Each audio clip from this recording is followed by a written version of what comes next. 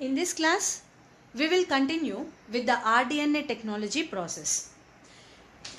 You remember there are 6 steps in the rDNA technology procedure.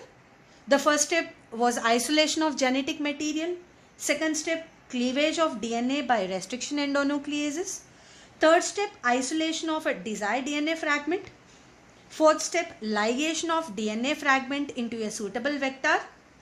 And fifth step, introduction of recombinant vector or recombinant DNA or chimeric DNA into the host. The host which I selected here is E. coli. So we have transferred the recombinant DNA into the host. When the host, so here it is E. coli, it receives the recombinant DNA. Now such kind of a cell is known as transformed cell. And we have also seen the techniques to find out, to identify whether the cells are transformed or non-transformed. That is by using selectable markers. So the marker genes, the first one, antibiotic resistance gene. The second one, the second method, which is the gene, laxate gene producing the enzyme beta-galactosidase. So we have also seen the techniques which help us to identify the transformed cells with that of non-transformed cells.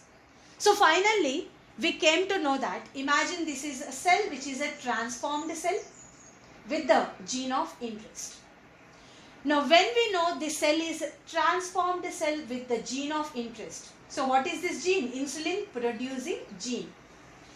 The next step would be culturing the host cells, so these transformed cells, in a medium at large scale and extraction of desired product. So when we came to know these are transformed cells, we grow these transformed cells in large quantities and then we will be extracting the products. Now before getting into that step, we will understand some important points. You know that when rDNA has entered into this E. coli cell, now what happens? So here you can see this is an insulin producing gene, right? This was the foreign gene, right? Or the desired gene. Now this gene in the host cell, in heterologous host, it is not a human cell, it is an E. coli cell or a bacterial cell, right? So in some heterologous host, this insulin producing gene is undergoing expression. Expression means what? Transcription, translation. And what is finally produced is insulin produced. Insulin protein is produced. ఒక హెటరోలాగస్ హోస్ట్లో, అంటే ఇది human cell కాదు, human జీన్ని మనం వెక్టార్లో insert చేసి ఆ ఆర్డిఎన్ఏని ఒక వేరే host, ఆ వేరే హోస్ట్ ఎవరు? బ్యాక్టీరియా. ఇక్కడ మనం చూస్ చేసిన బ్యాక్టీరియా ఈ కోలై, దానిలోకి పంపించాం. ఈ హెటరోలాగస్ హోస్ట్లో this insulin producing gene, human gene ఏదైతే ఉందో, it is undergoing expression, transcription, translation అయి ఇన్సులిన్ ప్రోటీన్ని ప్రొడ్యూస్ చేస్తుంది. మరి such kind of protein which is produced in heterologous host is recombinant protein. ఇలాంటి ఇన్సులిన్ ప్రోటీన్ని మనము రికాంబినెంట్ ప్రోటీన్ అంటాం. ఎందుకంటే ఈ ప్రోటీన్ హ్యూమన్ సెల్లో ప్రొడ్యూస్ అవ్వట్లేదు, సమ్ అదర్ హెటరోలాగస్ హోస్ట్లో, some bacterial cell, E coli సెల్లో ప్రోటీన్ ప్రొడ్యూస్ అవుతుంది. కాబట్టి such kind of protein is known as recombinant protein. The first one is, this kind of a protein is known as a recombinant protein. And second important thing which you have to know is, this recombinant DNA replication is independent of the bacterial chromosome replication. ఇప్పుడు imagine bacterial chromosome, it is replicating within 18 minutes అనుకుందాం, where one bacterial DNA becomes 2 bacterial DNA. But within that 18 minutes, maybe the recombinant DNA may replicate many times, may it produce 80 copies. And what I wanted to tell is, ఈ rDNA replication అనేది independent of the bacterial chromosome replication. Bacterial chromosome replication మీద recombinant DNA replication ఆధారపడదు. It is independent.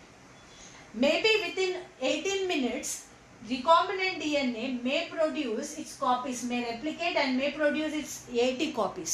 So just as an example I told.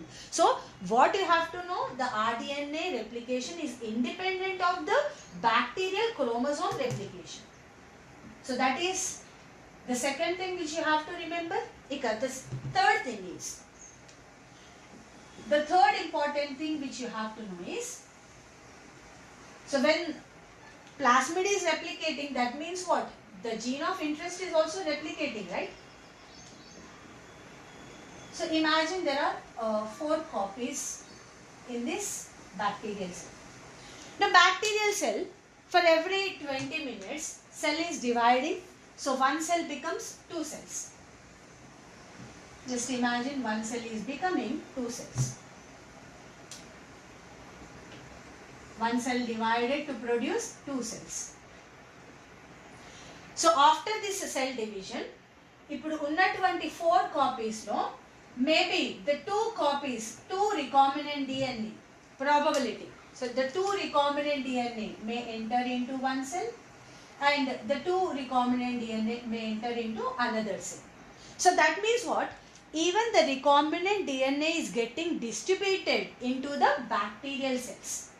And in these bacterial cells, what is happening every time even gene expression is taking place, producing what? The recombinant protein, which is insulin. And ఈ gene of interest ఈ host లో ఏం చేస్తుంది? It is producing the protein, recombinant protein, which is here insulin protein in the bacterial cell. So atla the protein is also produced in the bacterial cells. So that means what? When more number of bacterial cells are there, that means what? More amount of insulin protein can be obtained. So our objective is what? Our objective is to produce the insulin protein in large quantities. మనకి insulin protein చాలా ఎక్కువ క్వాంటిటీస్లో అవసరం. మరి what should be done? That means we need more bacterial cells.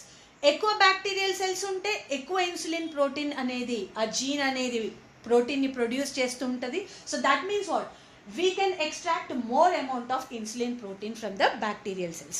So that is why the last step in the rDNA technology is growing these transformed cells in a large quantities.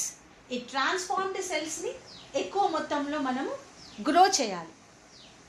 Then only in that the insulin protein or the product can be produced in more quantities and we can extract it.